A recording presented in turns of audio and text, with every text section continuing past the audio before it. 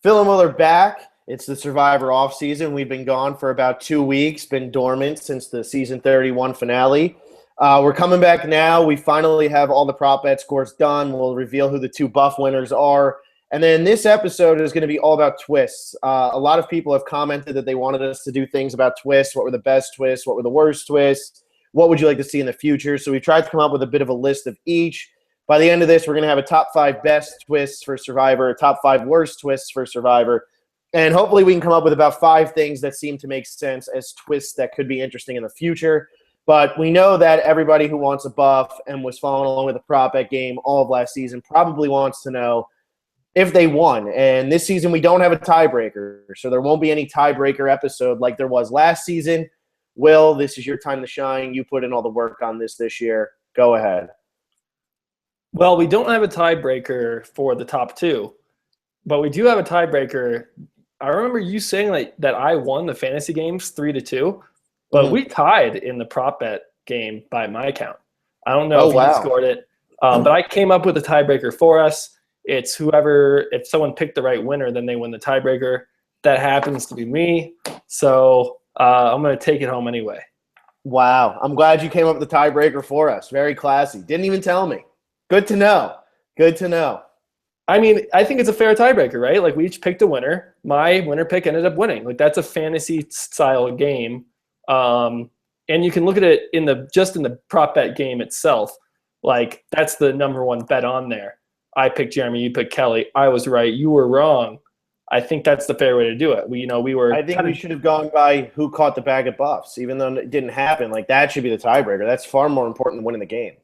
No, we'd go by prop bet. So if we had tied on winner, we would have gone to who predicted a hashtag blindside, which I think neither of us did, but we would have gone through. Anyway, I'm the fantasy champion of this year. We already knew that was the case, but again, it's confirmed. I'm just being honest. I didn't have to tell you this, Phil, but we tied in that prop bet game. We have the winners. They are, drum roll, I'm trying. BSB _ so 2. BSB got 17 points, and the maximum points you could have gotten is 40, which we didn't think anyone would come close to because half the things didn't even happen. He got second place, and then Moritz Lang got first place. So congrats to Moritz Lang. They both were subscribers, so that was, obviously important that they subscribe. And we'll get buffs. We'll reply to their comments on that game and get them buffs. Yeah, what is it? Email us, or what the hell did you have them do last time? I don't remember. We just reached out on YouTube and got it to him. I'll read the bets that BSB had in Moritz Lang. So he had the Savage blindside. That was BSB. That Kelly would find an idol, or no, play it successfully. I'm kind of forgetting these other ones here. That Kimmy would be on the jury. We had Kelly Wigglesworth crying. We had Abby having an episode title. So lots of fun. I don't know what we're going to do next year for season 32, but we'll come up with something fun. This was kind of a pain because some of them, the crying thing really was like, you got to really watch out if people were crying. The good thing was pretty much everyone cried at the family visit. So up until then, everyone pretty much cried after that. Yeah. No, that's pretty much what ended up happening. There was a lot of crying on this season. Probably won't get as much next season. Next season, it might be whoever lives and survives the season, the way Jeff Probst made it sound. Like everybody's just going down in like a heap next season. But yeah, that was fun. Definitely a pain. I'm glad I wasn't the one scoring it. I got the luxury of scoring the bootless game in the first season, much easier than what Will had to do this season. That's over with. That's pretty much all we have for season 31. We're completely done now. Yeah, and I just want to give Moritz Lang credit here too. He won, let's see, 1, 2, 3, 4, 5, 6. I could have done the math on that. He had 6 bets that he won, and all of them were 3-pointers. So, oh, wow. And he didn't put 3 points for them all either. He didn't hit any 1-point bet or any 2-point bets, but that's impressive. So he knew he was confident in the right things. That is pretty damn good. That's impressive. Yeah, we didn't come close to that. What did we end up with, like 11? We ended up each with 11. Not very good. I mean, I guess it's okay, but that was a hard one. We'll figure something out for next season. All right, well, let's get into this. I mean, I guess we can just get into this twist thing. Twist list. Is it the twist list or the twists list or the twist list? Or what is it? It's the twists, plural, lists, plural. The twist list. Okay. Because there's multiple lists, and each list has multiple twists. And then you can eat green eggs and ham. I feel like we're Dr. Seuss right now. This is good. This is going to be the rhyming episode. This is the bedtime stories for Phil and Will. If anybody watches How I Met Your Mother, it's the worst episode of the entire show. Anyway, I like that one. That was fun. That's the worst episode I've ever seen. It drove me insane. I wanted to bash my head into something hard. Oh, we'll have to do a How I Met Your Mother podcast. I didn't know you watched How I Met Your Mother. Yeah, I finished it. It's a struggle. But what did you think of the finale? Thought it was good, just not good for that show. Like, it made me sad, but it's just not how I Met Your Mother should have ended. Okay, we don't want to spoil. Sitcom shouldn't end like that. That's all I say. It should be happy. It should have hope. Everybody Let's get into our first twist list. Our twists list. What one do you want to do first? I think we should do worst first. Get that one out of the way. People want to hear what we like the most. Yeah, worst first, best next. And then we'll do future. By the end, when everybody's gonna want to be beating themselves to death after we rhyme 100,000 times. But I think we should do worst first. Get it out of the way. Everybody's gonna want to know what we like more than what we hate, I think, and everybody's gonna want to hear what we have for the future. Yeah. So let's. I think most interesting is definitely the future. So we'll save that for the end because we have some funny ideas for future seasons. And then I think what we dislike is going to be better than what we like because what we like is going to be pretty standard. So yeah, let's start off with some fun here. The worst twist ever. Phil, what twist is what do you hate the most? What's your least favorite twist? So I have to go with what I hate the most. Just one twist that I hate the most. I didn't really put these in so much of an order. Me and Will have a final five here at the end here. The one thing that I hate the most, and it's not even a bad twist, but the way it happened in every single season, it might have worked once. My least favorite twist, and the Survivor's ever done, is when they do 1, 2, or 3 returnees versus all newbies. It has ruined almost every single season that it's been a part of. I think the only season that it really worked in was the Philippines. I think every other season it kind of worked like crap. And I'm not talking fans versus favorites here. I'm talking 1, 2, or 3 returnees coming back. And they play against all newbies. One of them always finds themselves in the final, whether it's Scoopin, whether it's Stephanie, whether it's, God, I'm drawing a complete blank here. But just go down the list. Oh, Rob Mariano, Boston Rob. I mean, you go down this list every single time that there's 1, 2, or 3 returnees, one of them makes it to the end. I don't know. It just never works. It always makes the game boring, in my opinion. If you go back and look at most of those seasons, not very good seasons in Survivor. Yeah, I mean, how many were there, though? I think there's only 4. Is there only 4? It was Guatemala. And I would say 2 of them were pretty good, and then 2 of them were pretty bad. So to call that, though, I think the bad one. Really? Which one are you saying is pretty good? I'd say Guatemala, which was decent, but it's not a top 10, top 15 season. I don't know. The way Guatemala happened, you have to remember, that came right after Palau, where Bobby John and Stephanie were the last 2 members of the tribe that got decimated. The only tribe that's been completely wiped out. So it was kind of fitting these 2 really strong competitors that kind of, get the short end of the stick on this really bad tribe. You bring them back the season later. They're fan favorites. The first time they're ever doing it. I thought it worked really nicely in Guatemala. And then Philippines, it was a slam dunk all the way around. I think that we can attribute that to the 3-tribe start. You know what puts a bad taste in my mouth? Yeah, the 3-tribe start is what made that. And what puts a bad taste in my mouth with this is it happened 3 out of 4 seasons. And I think that's why I was so down on it, because it just kept not working and Survivor kept trying it. And yeah, they finally figured it out with the 3-tribe start and it worked. But, I mean, we had season 22, which is still the worst season in Survivor history, followed by South Pacific, which, as I was watching it, I didn't hate it. But the more I think back on it, it's just annoying. And if you think about both of those seasons, the reason that they weren't very good, they had a leader on each tribe who told all their people, just follow me, we'll go to the end, and they're just pagongings. That's all they are. And it makes for very boring TV. Yeah, I hear you. I'm just saying, I think it's 50, for me at least, it is 50-50.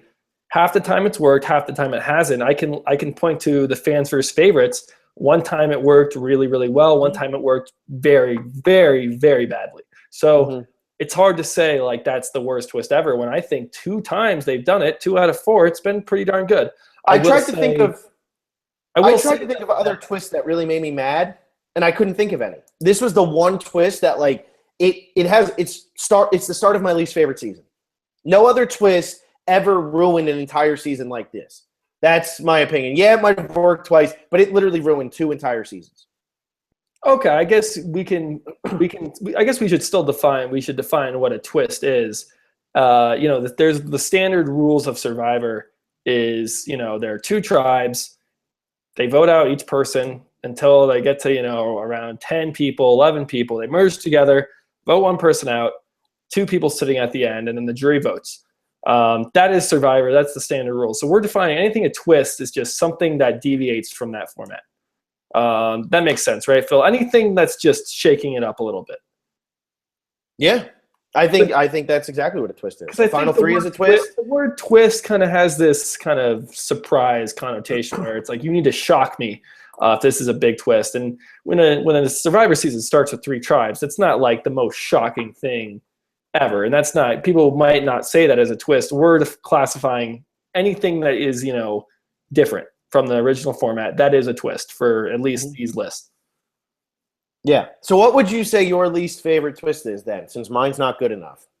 Well, just because that worked twice, I would say, I guess you want to look, how much did it ruin Survivor? What was its impact? This kind of happened twice. I'm going to go with the have and have nots. I don't know if it's my least favorite. It is like, at least with your twist, like it's worked twice out of 4 times. This was abysmal. This was the worst thing that they could have done. You have one tribe giving like Home Depot, come build a shelter. You have like just one tribe with everything. You have one tribe with nothing. And then the tribe with nothing keeps losing. And Jeff keeps sitting there at tribal like, why can't you guys get it together? And it's like, we are competing against a God tribe and we are on hell. Like it is the worst. And what I will group in here is the most recent season, season 31, Second Chance, is that Angkor had to start all over. I think I'm going to group this one. This is it's a have-nots twist just disguised. And you see what happens. Like they lose 2 immunities in a row. And Jeff's like, why can't you get it together? It's like, well, we had to rebuild a goddamn shelter. And it's not fair. I love games. I love fun rules. I love intricate gameplay. This is not gameplay. This is some of you get screwed, some of you don't. And for that reason, I think that it's just unfair. Somebody tweet that out as a hashtag. Some of you get screwed, some of you don't. That was the line there. That is fantastic. That Fiji bullshit was my second least favorite twist. It probably should have been number 1. I think this is probably going to end up coming in at the top of our worst list when we finally put these in the rankings at the end. Well, there's a reason. If it's your number 2 and my number 1, it has to be number 1. Unless I have your, one returning on each tribe at number 2 for me, but I don't have that. Yeah, I mean, this Fiji thing, it completely, like I said with the other thing, if it ruins a season, it's a bad twist. And this Fiji thing absolutely ruined this season. It destroyed it. It started off, it's like, okay, here's our new cast. And then it was, okay, there goes half of it because they don't even have a chance from the start. This was an unlikable cast anyway. And to have them do this haves versus have-not thing, it made for a terrible, terrible season. I completely agree with you with the Angkor thing. Totally ruined Varner. I mean, Varner was beat down to nothing. And if you look at that tribe, it was a weak tribe anyway. And then they have to build their own stuff. I mean, there's no way they were going to win. So I hated that. I think that was stupid to do haves versus have-nots. They should never do it again, and I thought they never would after Fiji. But then again, we just saw it with this season. I guess they were disguising it, like you said.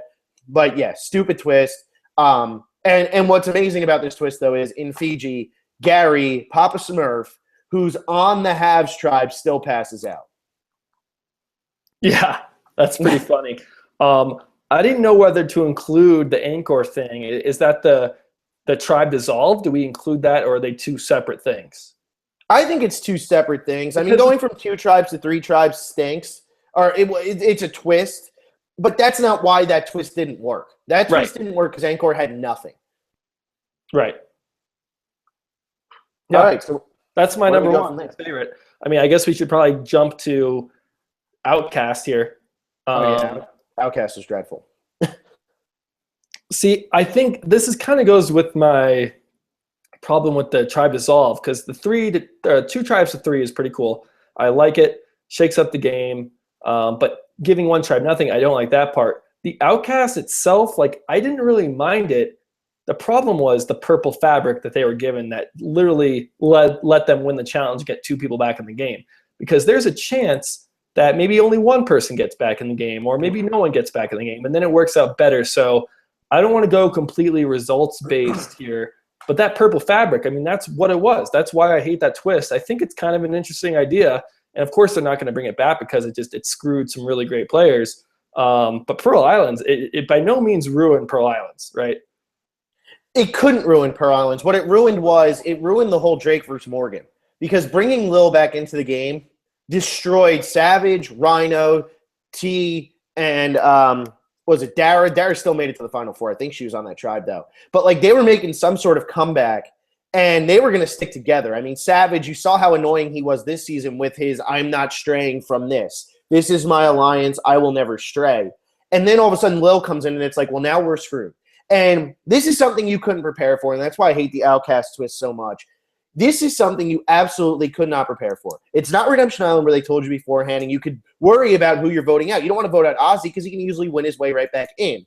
But with this season, nobody knew it was coming. Savage votes out Lil and he's like, forget it. It doesn't matter. She comes back, and she is the sole reason he goes home. The sole reason. Go back and watch Pearl Islands. Savage probably does not get 10th place if Lil doesn't come back in the game. Unless the other tribe pulls a blindside. But the other tribe was dysfunctional. It had Rupert. It had Sandra. It had Johnny Fairplay. They were all over the place. I mean, this was terrible. This is number 2, easy. Probably should have put this as my least favorite thing, even though it didn't ruin Pearl Islands because Pearl Islands was so good anyway. Yeah, I think because one of them gets to the final 2, that's pretty bad. Especially, I mean, it's Lil. It's Lil. If someone like maybe if Burton had stuck around and gotten to the final 2, maybe it's more interesting. But Burton, what was he, 5th place? I mean, the 2 people that came back, they hung around a while, and they had a big impact on this game and the final stretch of that season. I think that's what made it so bad. If the Outcasts come back and they send one person home and they get to vote one person back in, then I think it might work. So I don't know if I hate the twist itself. I hate how it played out, and I hate that purple fabric because that's what won them the challenge. So I'm fine. I'm putting this at 2. I hate that they were able to get revenge on the people who voted them out, who didn't know that. Because in this game, when you vote somebody out first, they can never come back to haunt you. And I hate the fact that, like, Rupert votes out Burton, and then Burton has the chance to come back and ruin Rupert's game. Burton was voted out. Burton's game is done. He was out of the game. He has no business coming back in to do this. And I hate that. That's bullcrap. And, yeah, Rupert got annoying as the seasons went on. He was totally overused, all this stuff. I know everybody was hard on Savage this season, but Rupert, Savage, and Rhino are 3 great characters from Pearl Islands who helped to make that season what most people consider one of, if not the best season. And Burton and Lil completely come in and screw up all 3 of their games. And I think that's just bullcrap. Yeah, no, I'm comfortable putting it at 2. So I guess we have our 1 and 2, right? We have haves, have-nots, and outcasts. I'm still a little on the fence about your thing, but I'm actually having trouble coming up with that, like, 5 twists that I hate. I'll toss out another one right now. Redemption Island.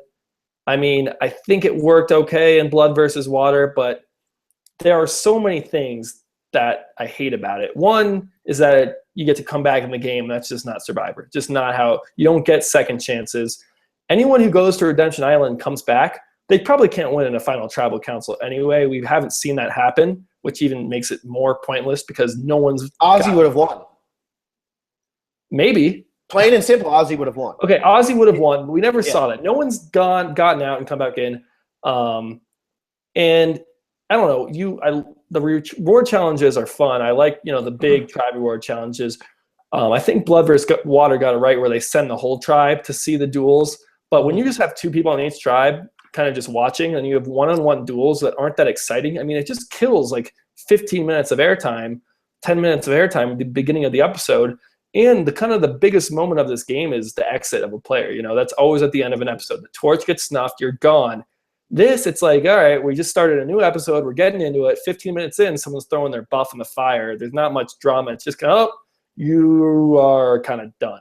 I mean, you don't end on a challenge. It's not what Survivor is. You end by getting voted out. So I'm going to say that's probably my number 3 least favorite twist. I cannot put Redemption Island above the returnees versus newbies deal, just because Redemption Island, if you think about how it actually played out in the first season, it was not bad. The Francesca versus Matt duel was great. Matt versus Russell was great. Watching Matt come all the way back into the game was great. The problem is that cast just never did anything.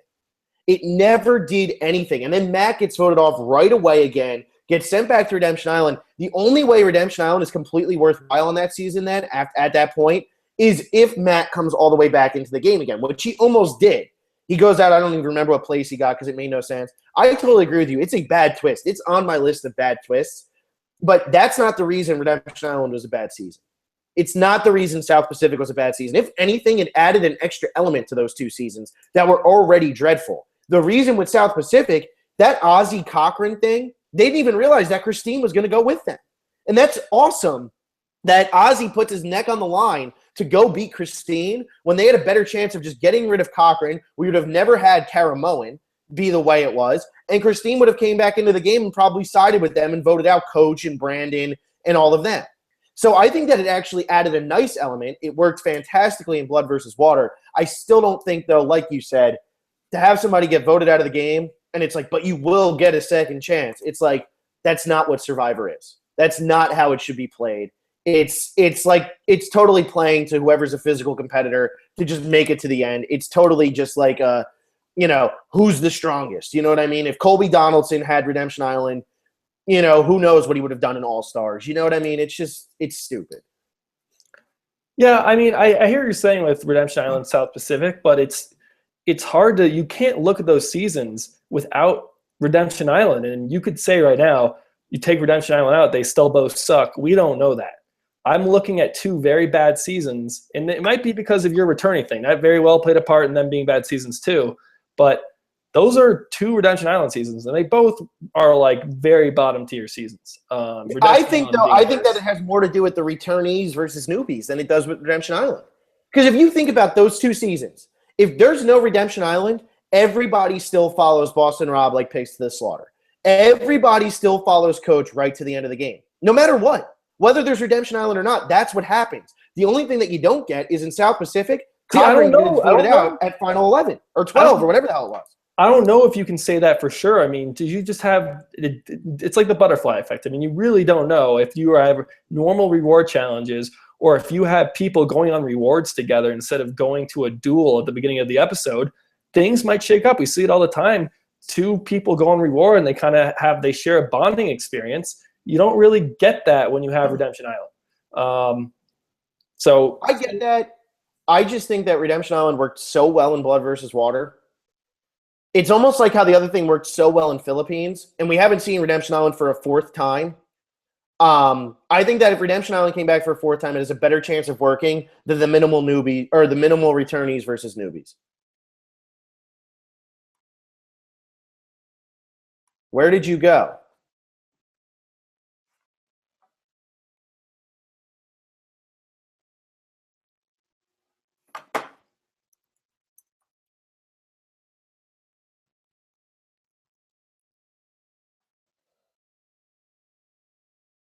Is Will there?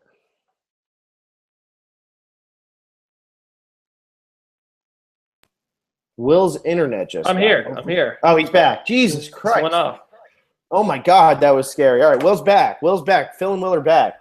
Well, that'll be fun for anybody who just watched that. Anyway, back to what I was saying. I think that if Redemption Island comes back for a 4th time, it has a better chance of working than if the minimal returnees versus newbies comes back for a 5th time. That's a pretty good point. But when we say it worked fantastically in Blood vs. Water, I still it didn't suck. Like the season didn't suck. So we point to that season as like the example of a season being good, but also, You died again. Now it says you joined even though you're gone. Having the Redemption Island twist. So You just completely fell out again. You completely disappeared. I know I did. What is happening on your end? I'm up in the mountains, man. It happens. Yeah. Anyway, talk about what you just said. I have no idea what you just said. I miss you. What I'm saying is that was a good season. So you can say, look, that's a good season with Redemption Island. So that Redemption Island works. We don't know what could have happened if we didn't have to waste 15 minutes, 10 minutes, or whatever of every episode. I mean, the Brad Culpepper stuff was fun, but I mean, Vetus going home with Laura Moret and Tina cheating. Like, I hate that aspect of it. I mean, that happens all the time where, they're colluding, and that's no fun. You don't want someone going home on that.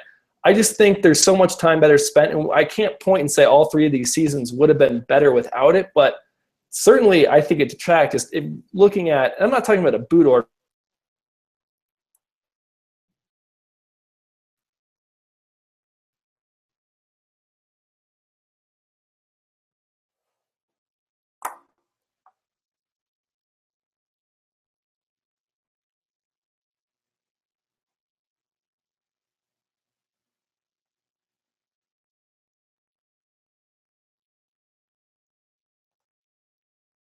Willie. Let's see if Will comes back.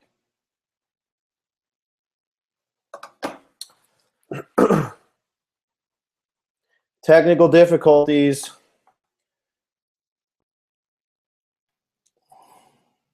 Will? Yeah. What is happening? Jeez.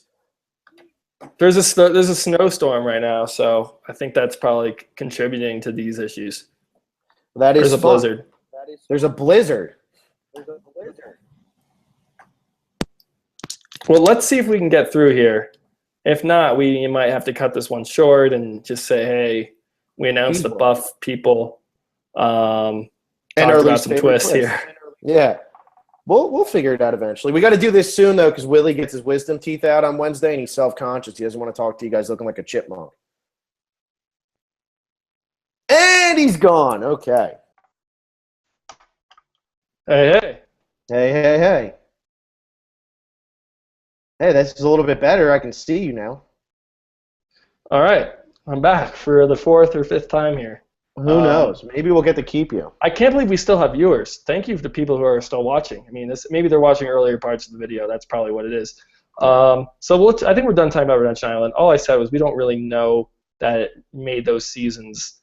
We don't really know its effect. How good these seasons could be without Redemption Island. Here's my thing.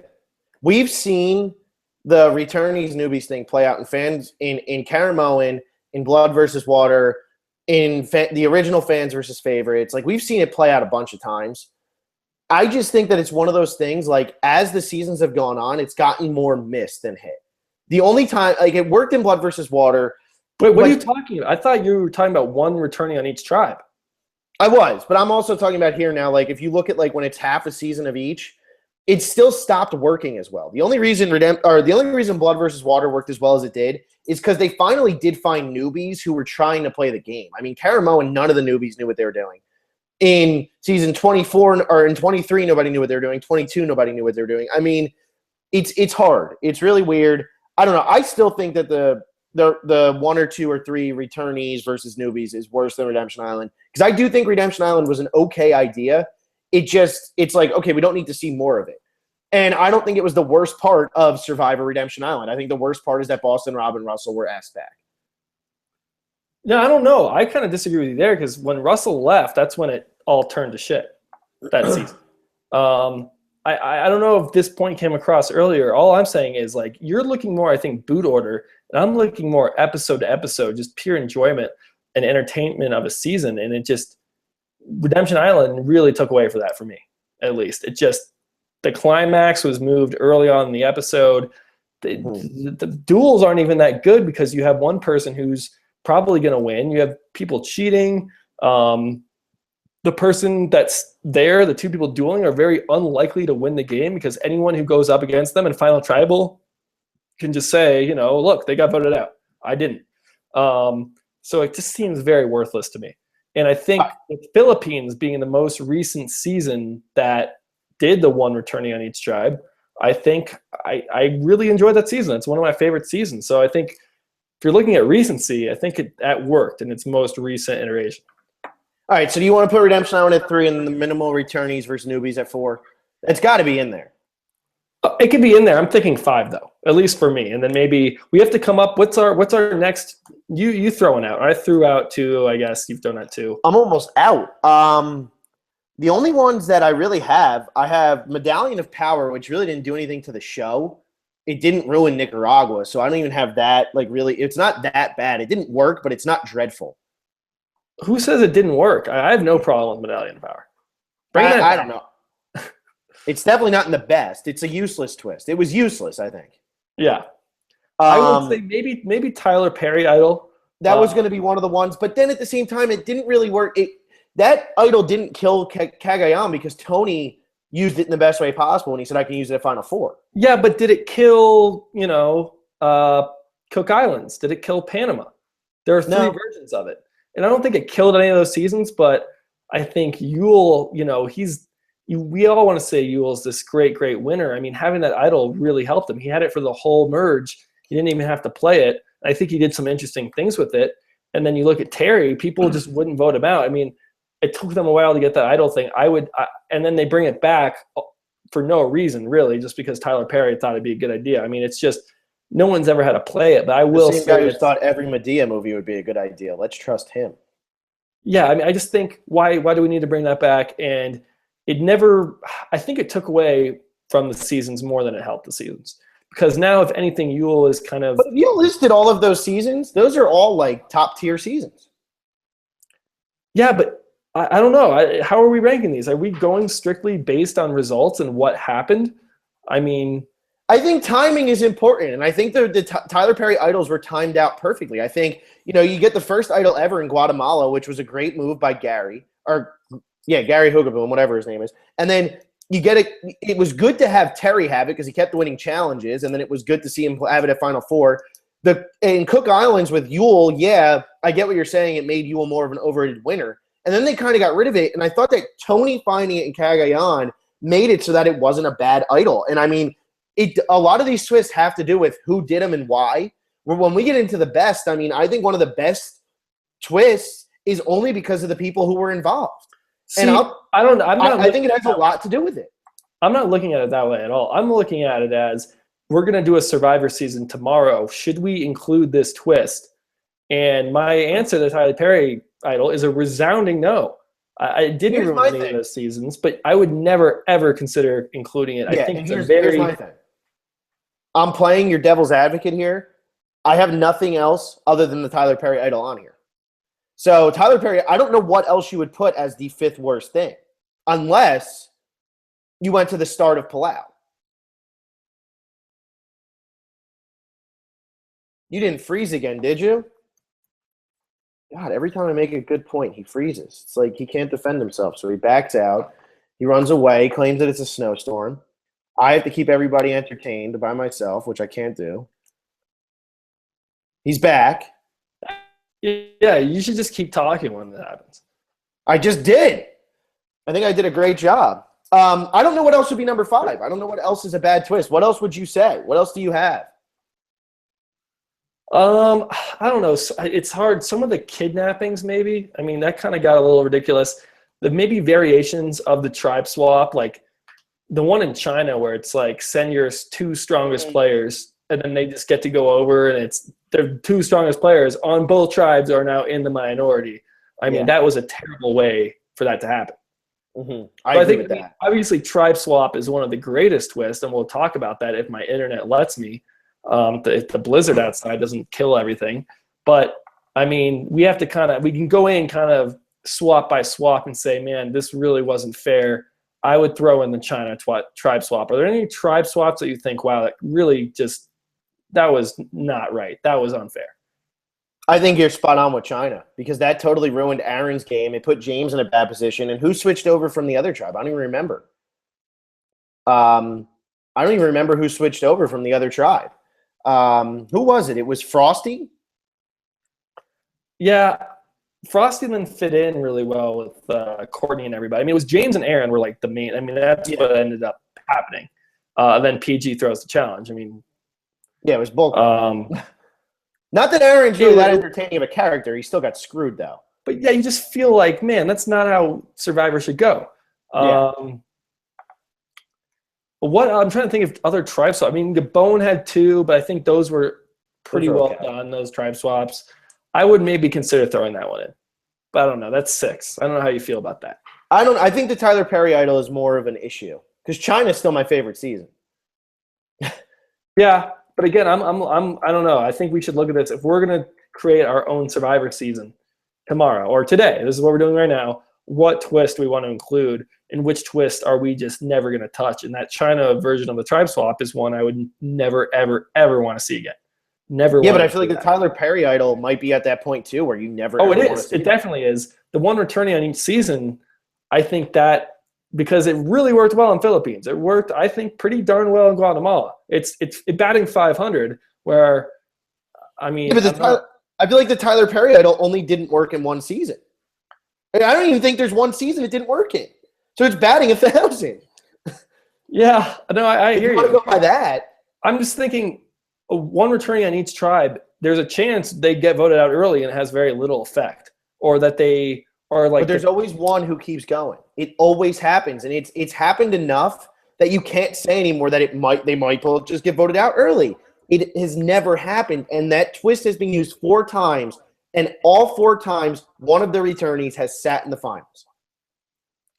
Okay. Okay, I'll give it to you. The China one was kind of a stretch anyway. It was kind of a sub twist. So let's, I guess, run through our top 5 now. It is at 1, we have haves versus have-nots, including kind of the Angkor situation in that. At number 2, we have the Outcasts. Number 3, what do we have?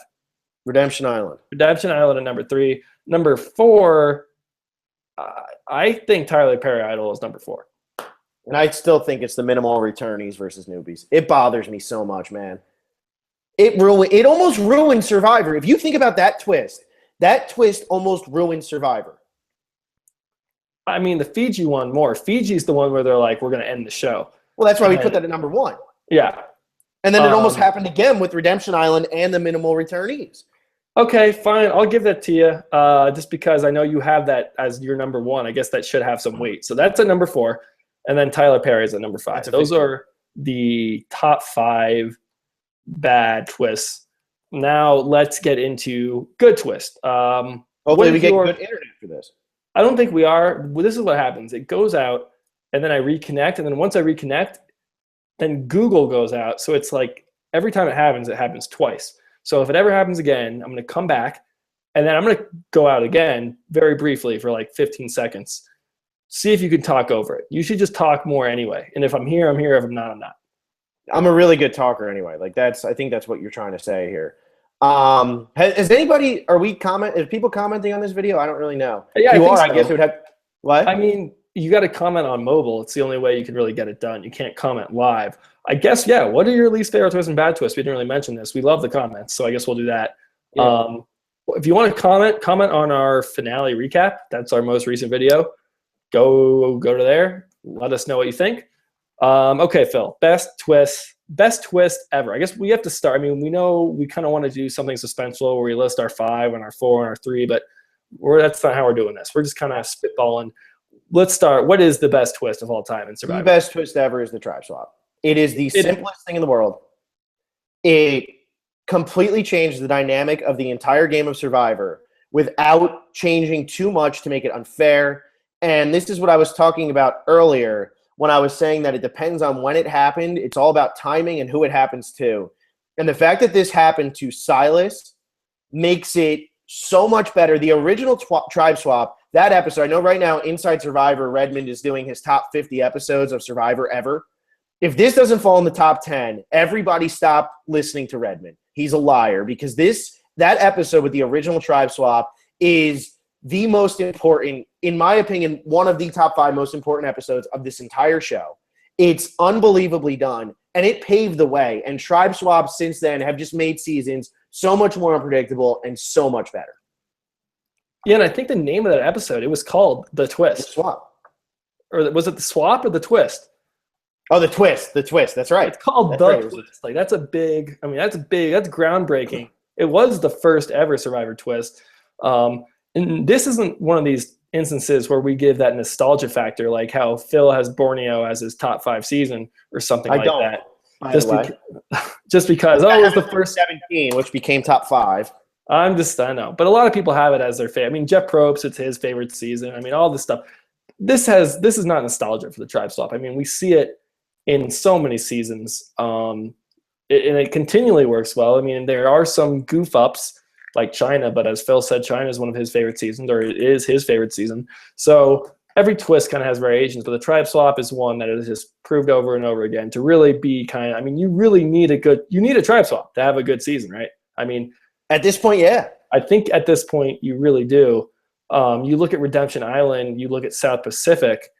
Neither had Tribe Swaps. Both led to Begongings. So maybe One World had a great Tribe Swap, didn't it? What did it have? 2 Tribe Swaps? Still a terrible season. So it does work. Sometimes it doesn't work other times. But this is an integral part of almost every single season of Survivor since season 3. It is funny how much we're bringing up Redemption Island in South Pacific, because it's kind of showing how much twists play a role in the season. Like we're saying, these 2 really bad seasons, they didn't have the best twist, and they both had 2 of our least favorite twists. Mm-hmm. So, twists. And what's amazing to me is, I said when we ranked all the seasons after season 29, I had Redemption Island at 29, I had One World at 28. You had One World at 29 and Redemption Island at 28. Neither of us brought up One World as a bad twist because it's really not a bad twist. It was just a horrific cast. That's really all it came down to. Yeah, I was actually going to consider putting One World as one of the best twists. Maybe it might, and maybe crack the top 5. We'll see if we get there. When the boys decide to go to Tribal Council, I mean, that was awesome. If you watch pre-merge One World, it's not that bad. I mean, it's not great. It's when the merge is when it starts to die out. I think it's when still Colton leaves, the season goes to shit, which is amazing to say because Colton was so annoying. But when he leaves, the season completely falls apart because you lose your antagonist.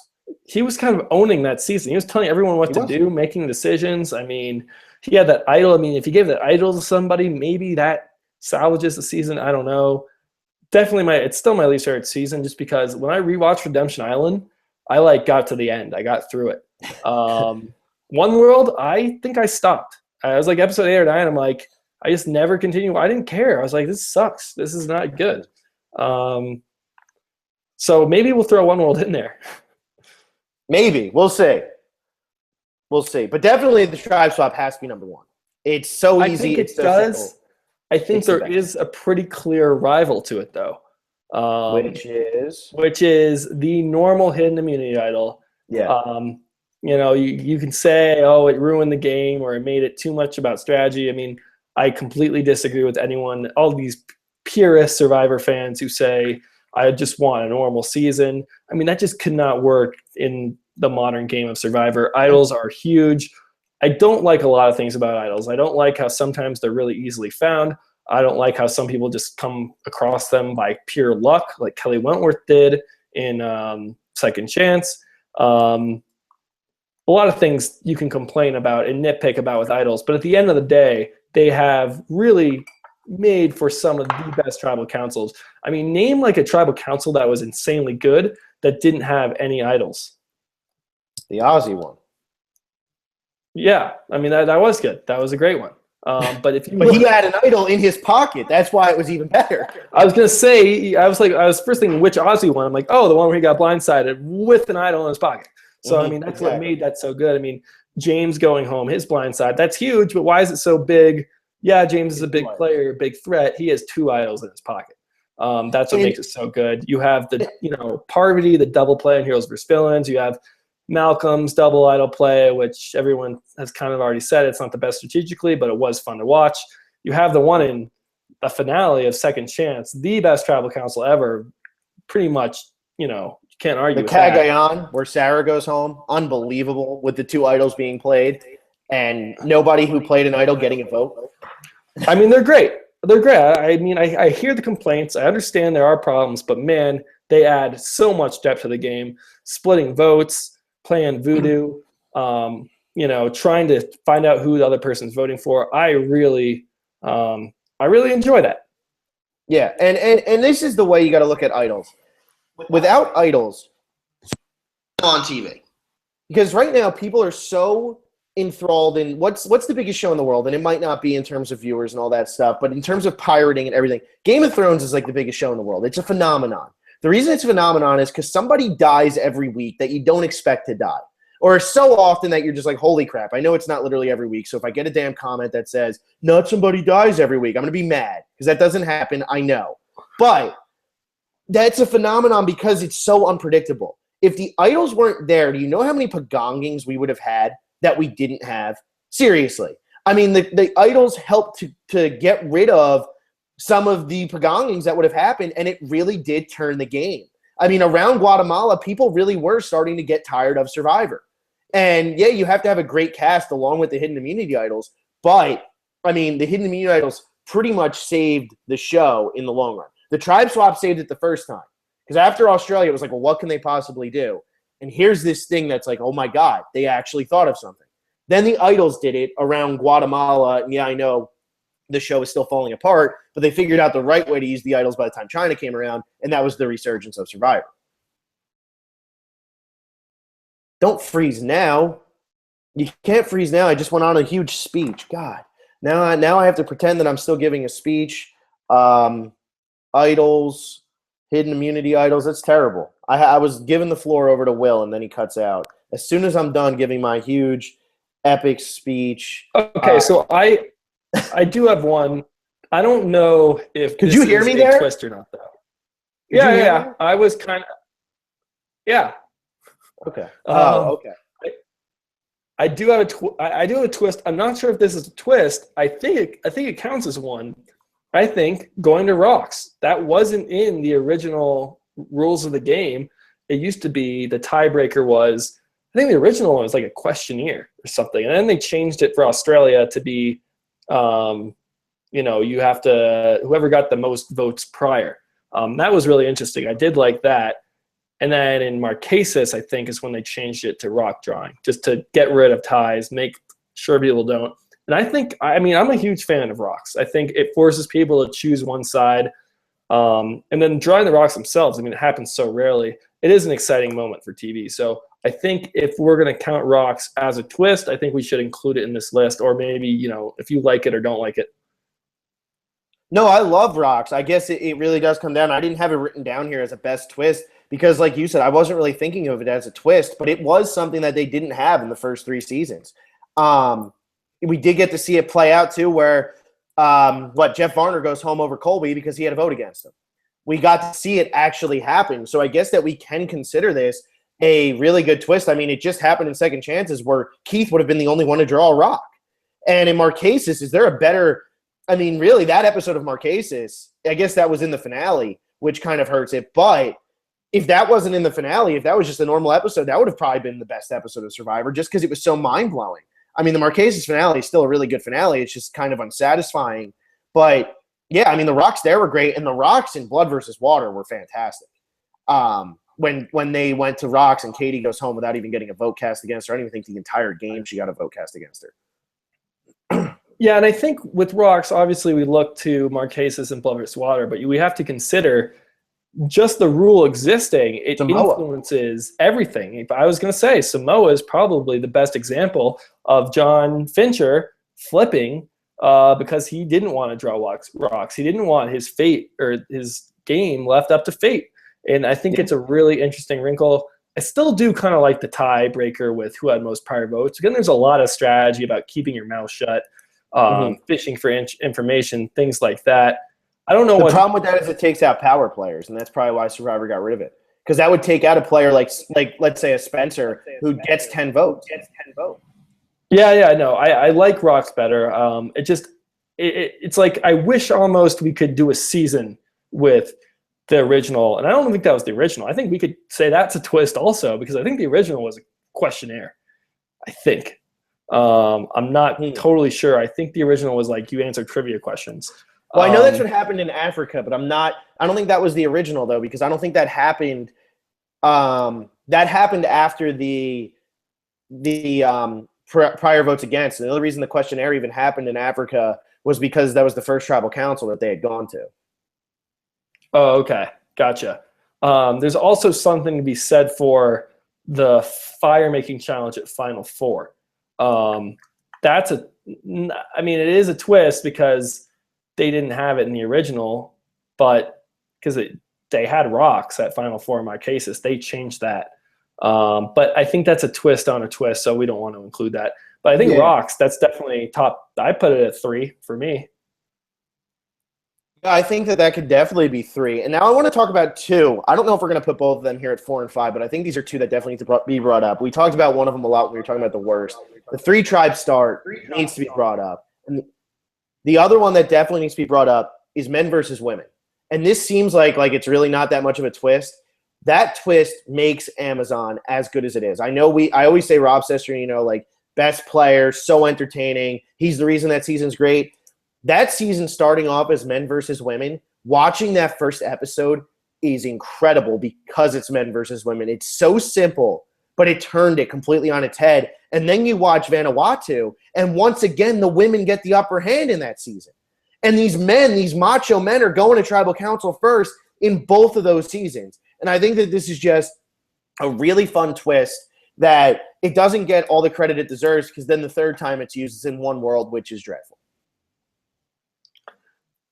Yeah, it was also sort of used in Panama, but they did combo age and gender. They had 4-tribe start, so it kind of was used there. Are those the only times it's been used, though? I believe so. I feel like it might have happened more just because it became such a kind of a staple. But yeah, that's it. I think we consider it for sure. I don't know if it's top. I think 3 tribes definitely is worth saying more, because I think that is really, you can name the 3-tribe seasons. They're all pretty good. I like I know All-Stars gets a bad rap, but I'd like All-Stars. I think that was a good idea, the 3-tribe start. And then you have Philippines, Cagayan, and now we have Second Chance, which was great. Korong, maybe we have to wait for Korong to see what happens here. With this 3-tribe. This could fail miserably, and we just haven't seen it really fail miserably yet. I'm going to go out on a limb here with the 3-tribe and put this on the same level as the tribe swap and hidden immunity idol, and say that this was a twist that pretty much saved Survivor. Without this twist,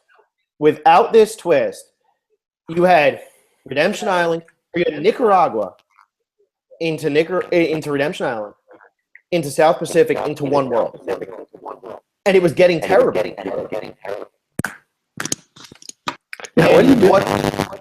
You need to unplug, dude. You're making weird noises because I can hear myself through yours.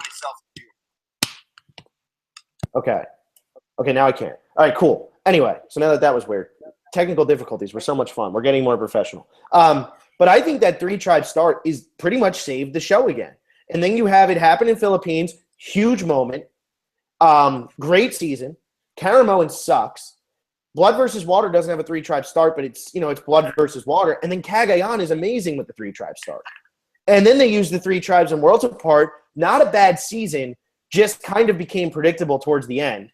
And then in season 31, when it shows up, yeah, that's not how they started, but it made for so much more entertainment. The only knock against the 3 tribes is that one tribe always goes into the merge almost, except for Worlds Apart, or into a swap with their entire tribe still intact. Because it never stays together long enough because one tribe just starts to get decimated.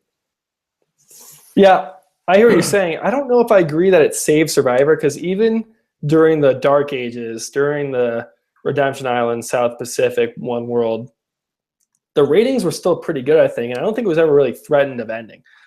Maybe there was threat for us to lose interest, but it was kind of going steady at that point. There really wasn't much talk of wow, they really need to end the show. The only time that really happened was after Fiji. Yeah. No, I hear what you're saying. It didn't so much kill the ratings. It did save it from an entertainment perspective, because otherwise, I don't know. It's just this season, or with the 3 tribes, if they didn't do that, if Philippines wasn't good, I was seriously getting to the point where I was almost getting ready to stop watching, because it was really just starting to piss me off. And I love Penner, and that's why I tuned in for Philippines again. And then Philippines ended up being amazing, and I was totally pumped for Caramoan, which sucked. And I was like, well, what are they going to do next? And I was like, well, Blood versus Water could be cool. We're getting Jervis back. We're getting Tina back. This should be interesting. That season I really enjoyed, and I was on board after that. I really do think that I was losing interest around the time of One World. Like, I was starting to get to the point where I was like, Survivor just isn't that good anymore. Yeah, no, I hear you. One World was like that was the worst. That really put me down.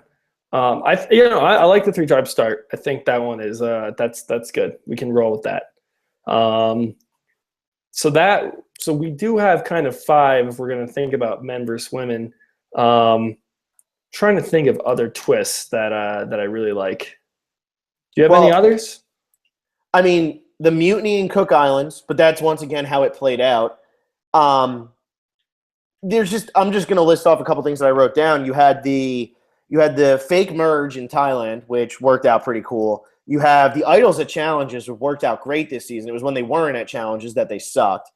Right. I was considering that, actually. Blood versus Water in general, the first time it happened, it was a really good idea. Exile Island, a completely different element to the game that really did work pretty well, especially once idols started coming into play and stuff. I mean, that's really the reason Sugar got to the final 3 is because she was at Exile Island for half of the game, so people didn't have to deal with her. And then I don't know if I said it, but the extra vote, I mean, that was just kind of seen. I wouldn't say steal a vote, but maybe the extra vote. I don't think either of those are like top 5 worthy. I thought about they both haven't happened cool yet. Yeah, they've just kind of, I mean, they both happened and they weren't really, they're both used in a pretty lame way. Both people who use them go home. I just think we need to see more before we put that in the top 5 twist ever. I think Exile Island is cool sometimes, then sometimes it like really kind of, like in Cook Islands, it kind of bothered me. I think that, no, Panama. Sorry. Panama, I think it kind of bothered me when like one tribe got to send someone to exile before they were going to tribal. And it was like, well, that was Sally. That was a twist though. That wasn't the way Exile Island was working. That was just an extra twist thrown in there to save or to let the other tribe get an extra advantage there. And that totally I know. I'm just letting like that happened. I think I think the Tocantins version was the best when you have 2 people going. I think sometimes it gets a little like, oh, you're setting one person off, and they keep doing it into the merge, and I don't know. I think it was a game changer. I think it was fun. I don't know if it's top 5 twist. I think Idols at Challenges I think is really good, but again, that hasn't had much of an impact yet. It's only been 1 season, so that's kind of hard to put that one in there. So what would you put at 5 then? I don't know. I think, do we have any in the comments? Are we tracking comments yet? Someone says, look, I really like this twist. Some things here. We got Hidden Immunity Idol show for the top and bottom 5 twists. I'm surprised the twist in Cook Islands where they had to vote off another person, Jenny, after voting out someone wasn't in there. And I think the double vote takeaway vote could be in the top 5, but only if it's used correctly, which we haven't gotten to see it used correctly yet. It's a good point with the Jenny thing. I completely forgot about that. I still don't think it would have gotten into our top 5. Yeah. Though double votes, I mean, sometimes it kind of works, sometimes it doesn't. They don't do that often enough, and it's always just kind of a one-off episode thing where it doesn't really change the whole course of a season, like some of the ones we were talking about. So I don't really mind. I probably wouldn't have gotten my top 5 anyway, or bottom 5. Yeah, no, I agree. Otherwise, no, we really don't have much. So I mean, I don't know. The one that worked, if you're looking at this like I was doing earlier, the one that worked the best, other than men versus women, which 2 of the 3 seasons that it actually happened in, I have in my top 6 seasons of Survivor with Amazon and Vanuatu. The other one that worked incredibly well and completely made a season better was the Mutiny. Without the Mutiny, Cook Islands is really nothing. But that created the I-2-4, which is probably the greatest underdog story other than Chris Daugherty in the entire series. Yeah, I just don't think Mutiny. I think it was in one other season, but no one did it. So it was Pearl Island. Savage wouldn't let anyone. Yeah, so they just didn't show it. So I don't think it has much impact there. I don't know. I don't know Mutiny's top 5 twists of all time for me. I think that Men vs. Women is probably way higher up on my list. Especially, I think One World. That's not why One World was a bad season. I just think the cast was so bad. Early on, when it was separate men versus women, it was kind of funny. Like looking at like when the guys had fire and the girls didn't, the girls kept coming over and the guys like, don't stand by our fire, or they're trying to trade. Like that was really interesting. So maybe we consider One World. I don't think we are. I don't think we are going to consider One World. But I'm okay. Yeah, I think men versus women. You're right. It's always proven to be really interesting in good seasons, and I think when One World really fell apart is when they got away from the One World twist and the men versus women twist. I mean, they just kind of branched off to two separate tribes, with just a mixed gender, and then everything turned to crap. Yeah, that season was at its best when you had a gay man like Colton running around, going over to the girls' tribe and just sitting down with them and being like, you guys are my friends. I don't like those guys. But then still being able to convince all of the guys to go to tribal council and vote off Bill. Like, that was when it was at its best because the guys were blinded by the girls. And it happens every season. If you think about Amazon, the guys were ridiculously horny the entire time. And it made that season so damn entertaining. I mean, they were so ashamed they lost to the girls, but they could not stop thinking about the girls. It was weird. It was sad, but it was hysterical. And then you get Vanuatu, where you have 6 versus 1, girls versus Chris. And Chris is able to overcome that. I mean, every time they've done men versus women, while it's been together, it has worked. And I think that it just adds a great element to the game. And it makes people think in terms of, wow, this men versus women thing could get the men voted out. We can't let there be more women, or we can't let there be more men in the season. And I don't think that really started happening until Amazon. Yeah, no. That's very true. That didn't come up. It does kind of, and we saw it influence gain the most recent season with just worrisome. They're worried about the All Girls Alliance. I'm comfortable with that. I'm okay. Let's put that in there. Is that 5 now, or is that only 4? That's 5. That's 5. All right, let's go through them. All right, number 1, we have the tribe swap. Number 2, we have the hidden immunity idol. 3, we have rocks. 4, we have the 3 tribes start. And 5, we have men versus women. Do you think we move 3 tribes start above rocks, or no? I think rocks has had more influence, probably. I think they've both had a big impact. I think rocks has completely changed people from ever letting a tie happen. So I think rocks stays where it is. Okay, I'm good with that. I think we have a nice top 5. I think we have a terrible bottom 5. So yeah, this is good. Let's start tossing out some ideas here for new twists that Survivor could see. The extra vote, and I mean, we see new twists all the time. It's not like they're stopping coming up with new ideas. We have the idols at challenges last season. We have all idols look different. Even though we didn't see that play out, that's definitely a twist. What would you like to see forward, if anything? I mean, we talked about some of these. Mostly we kind of looked them up online from Survivor forums. We're not going to try to take credit, but we will talk about this one I'm taking credit for, though. This is something that I've talked about with my dad a lot, and this isn't something that necessarily would work, and I don't think that it should happen, but maybe in the terms of like an all-winner season or something like this, if they had an entire season that was just one tribe, or where it switched tribes every single week, where everybody had to be on their toes and things were changing every single week. I think this would work in a winter season because all the winners know who each other are anyway, so it's not really going to mess with alliances too much. But the Palau start is great to watch because even though I don't think it's a good twist, and I think it was totally unfair to Jonathan and Wanda, it was really fun to watch these people just be like, well, what the hell do we do now? We're one tribe. We could go to tribal council tomorrow and we're going to have to vote somebody off. And I do think that Survivor has gotten skilled enough. The editors are skilled enough. Everybody's skilled enough where they can still give enough screen time to everybody and give enough, like everybody will get like a decent edit. I mean, there's going to be invisible people no matter what. If there's 2 tribes, 3 tribes, 8 tribes, or 1 tribe, it happens. Now, another thing that I think they'd be good enough at is they'd be able to figure out ways where you wouldn't have to have 20 people go sit at a tribal council the first time. I mean, they might do it just to do it at the first one, but they've gotten to the point now where I think they can handle it. And I think this would just be a really cool idea to just see one tribe out there, and it's individual from the start, which is really what the game is anyway. Yeah, I think there's lots of variations of this. I think that's interesting. I don't know if it would ever work because it's kind of like, man, you go to tribal council and you're saying it's 1 person immune or 2 people immune. I mean, I think they would do variations. See, I think it'd be kind of cool. 5 to cross the line are safe. I think it'd be kind of cool if there's like a challenge in the first, let's say you start with 18, the first 9 to finish are immune. And then you have 9 people. But then you need to kind of figure out numbers-wise who's going to finish and who's not. That would be very interesting strategy to say, look, I'm not going to go for. Oh, no. Come back, Will.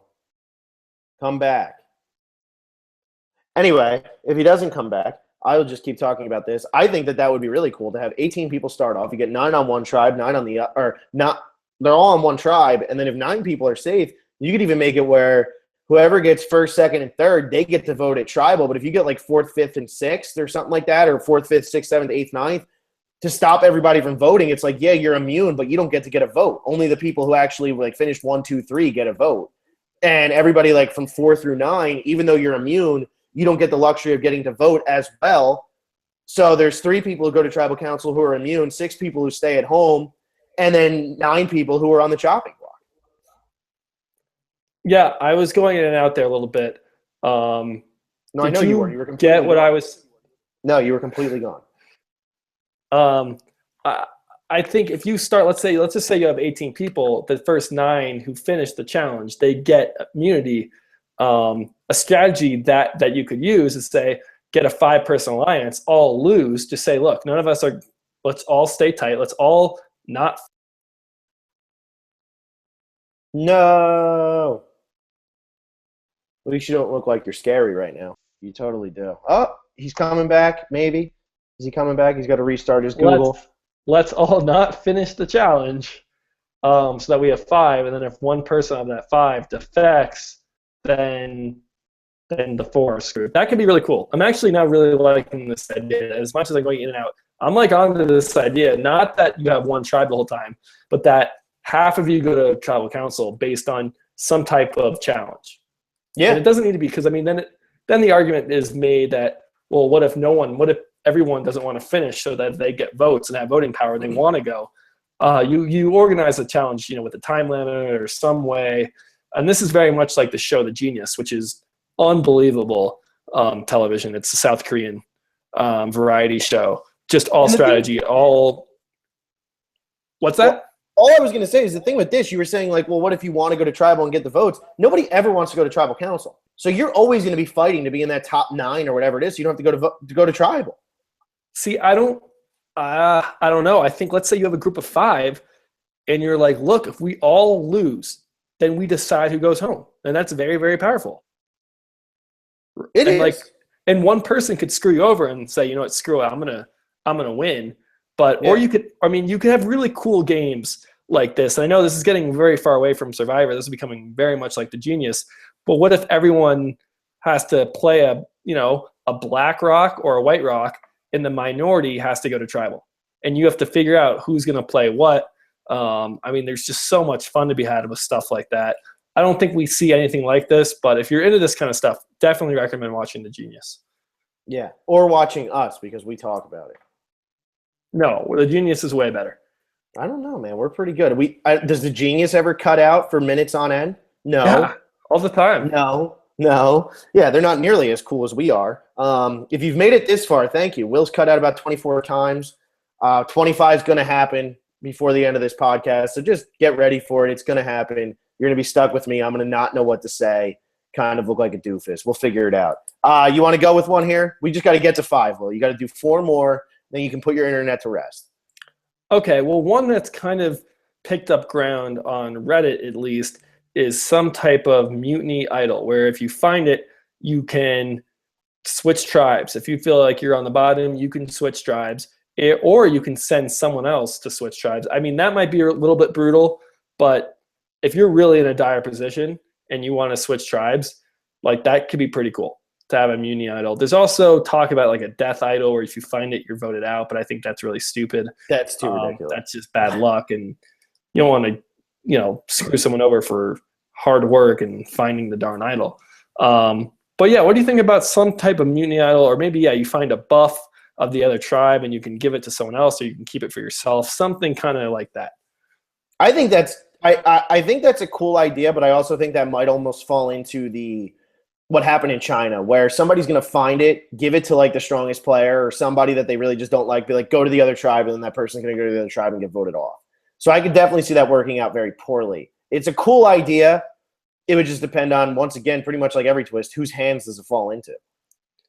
Yeah, maybe they go over and they're like immune for 1 vote or something. Yeah, something like that. I think that's happened before, hasn't it? Yeah, it was Stephanie. I think she was immune for the first vote. Something like that, yeah. But yeah, that could be part. It could be an idol. So the idol does give you some immunity. It's a a variation of an union idol where you get immunity if you switch tribes, something like that. Or you give it to someone, whoever has it, they get immunity for the first tribal they go to. I don't know. That's not a bad idea. I'm not like a huge fan of it, but it's interesting. It is. At this point, there's not going to be too many things that we come up with or that the internet comes up with that everybody's like a huge fan of, because we've seen most of the stuff play out. I mean, there's been probably close to like 60 twists on Survivor, maybe more. So, yeah. Another twist that we didn't talk about was like stepping out of challenges for food, or had that always been in there? I don't know. I think that was always in there. But I wouldn't count that as a twist. Yeah, I love that though. That's just awesome. Yeah, that's cool, but I wouldn't count that as a twist. Okay, good, because that would have been in my top 5. Yeah. What was the one you want to talk about? How everybody would start with an idol, but nobody knows that everybody has an idol. Yeah, we can. Let's talk about that. This one's been kicked around a few times. Everyone gets an idol, but no one else knows that everyone else has an idol. I'm not really sure how you go about getting this done. Maybe at the bottom of their bag, there's like a small idol, and there's a note, and it says, "You're the lucky one who found this idol," or like, "You picked the lucky bag. Congratulations, your bag has an idol." So make the note sound like you are lucky that you're getting this one idol, but everyone else has one. The only problem with this twist, and this is a problem with all twist ideas that revolve on everyone having something without other people knowing. I know you have a twist coming up that the same problem occurs.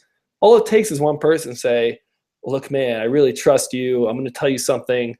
There was an idol in my bag." Yeah. And then the person's going to be like, "Really?" And then maybe everyone starts figuring it out, and they might figure it out too soon. But even then, still interesting, still fun if everyone has an idol. Darn, that's crazy. I think a problem there is first vote you go to. I think the people who think they're in trouble, they're going to play idols. And then maybe you get a tribal council like we did in Second Chance, where no votes are cast and it's going to go to rocks. Yeah, but if every single person plays an idol, I would love to see what Jeff Probst would do. They would have to put something into effect there.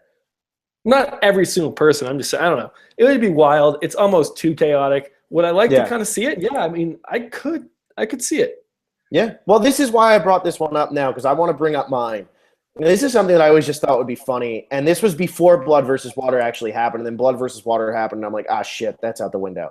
But I always thought it'd be funny if they started with 2 tribes. And I come walking in on my tribe, and I look over, and I see Willie standing there. And I'm like, oh crap, that's Will. I see him. What am I supposed to do? He's on that tribe.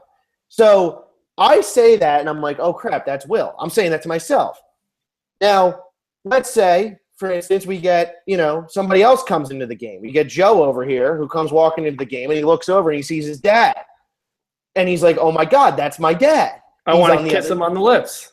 Yeah, exactly. Now, it wouldn't work with, like, family members and stuff like that, but it could work like brother and sister. I wouldn't say so much father and son, because they're obviously going to be like, oh, my God, that's my dad, and they're going to have to draw attention to it. But if it's like your friend or somebody that you don't even know that well, and you look over and you're like, holy crap, I know that person.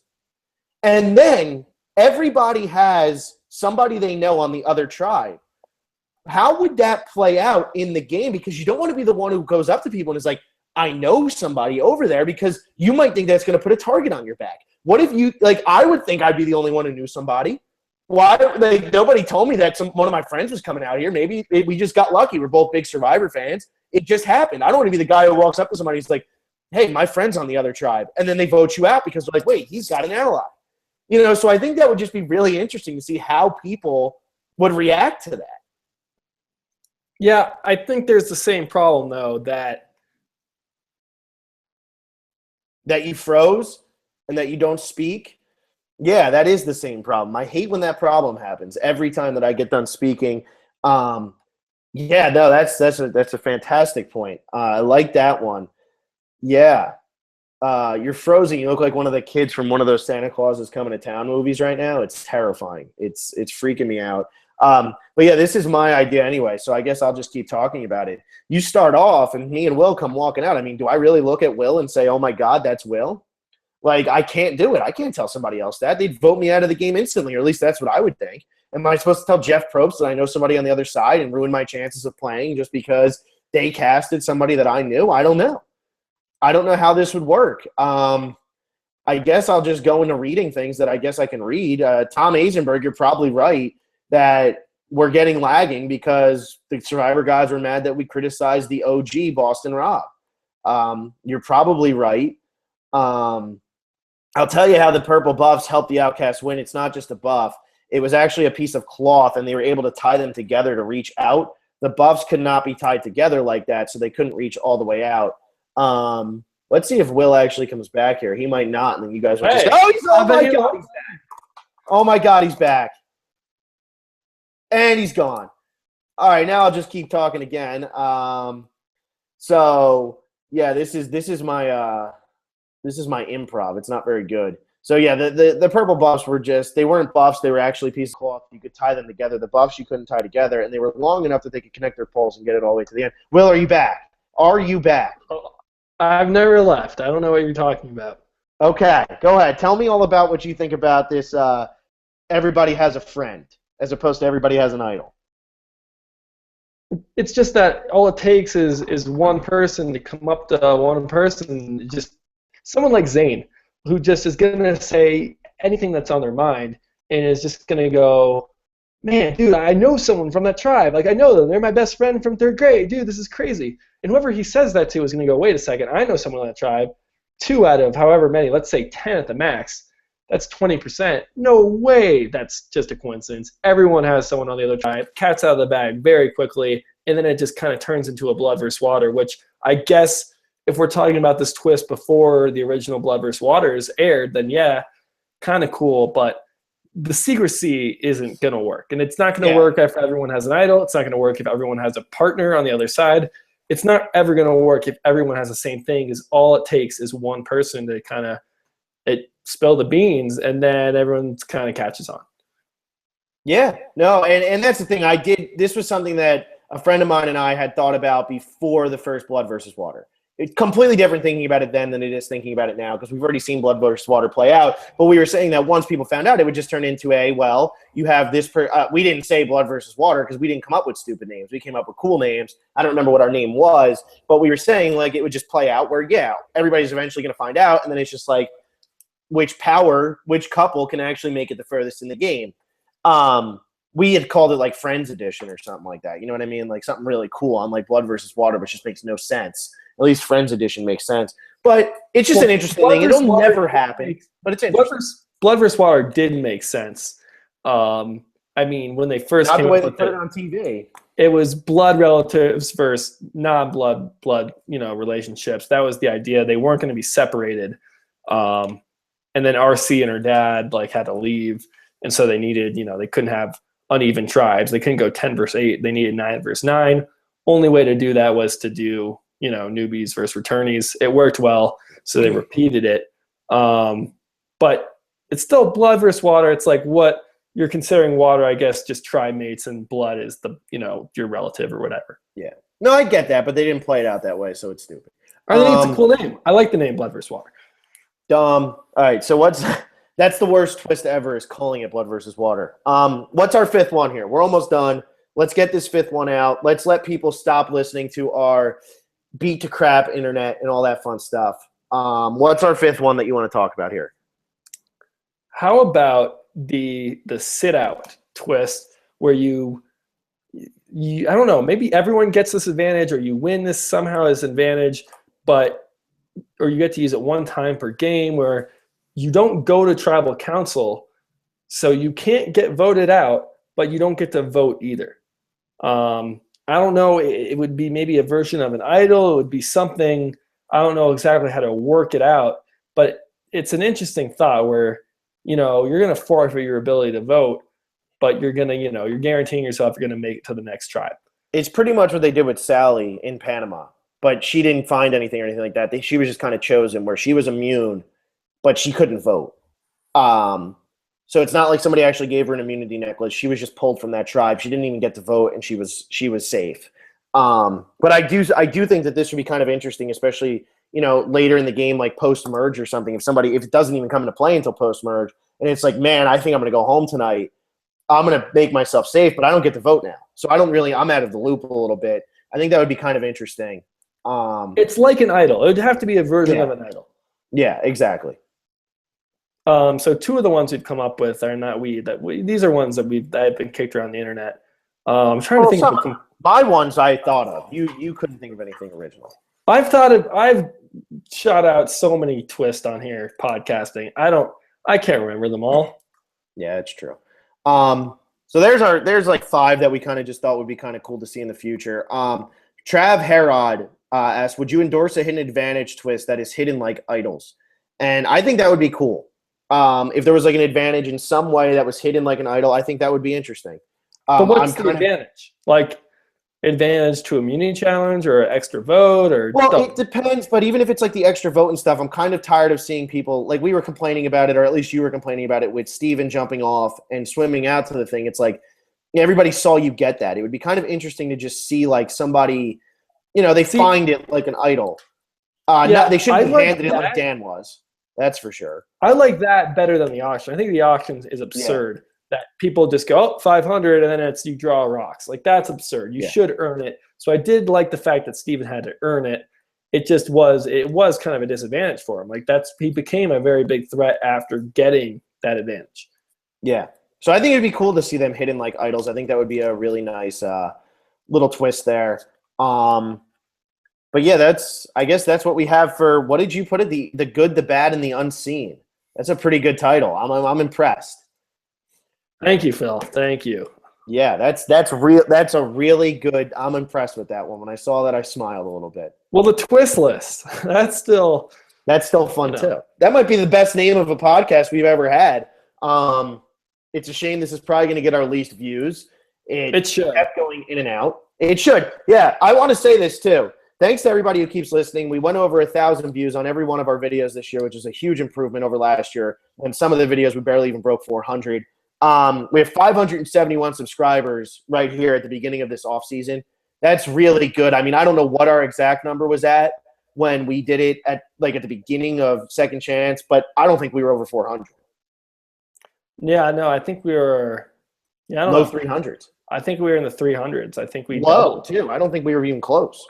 Yeah. So thanks to everybody who's been subscribing. Keep talking about it. I mean, I think we came close to doubling in size. That's pretty cool. That means you guys must like us enough to put up with our shitty internet connection that happens almost every single podcast. And not every single one. It's when I'm in. Yeah, it cuts out every now and then. We've gotten better at it. This was kind of rough, but it's the off season. We're allowed to mess up now. It's spring training. We're getting back in the groove after a nice holiday. Yeah. Thanks for listening. Tweet at us or leave comments about what you guys would like to hear us podcast about in the offseason too, because we're probably going to try to do one every week, and until the new cast is announced, here we are.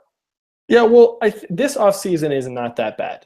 The offseason between, San Juan del Sur and Worlds Apart, that was – wait, was that Worlds Apart in Worlds Apart in second. The offseason from spring to fall is long. Right. Yeah, this isn't so bad. I think we're going to get a cast announcement. Then we can start doing fantasy stuff. So, yeah, be a lot of fun. Thanks for hanging out, sticking around. Phil, you have anything else? Nope.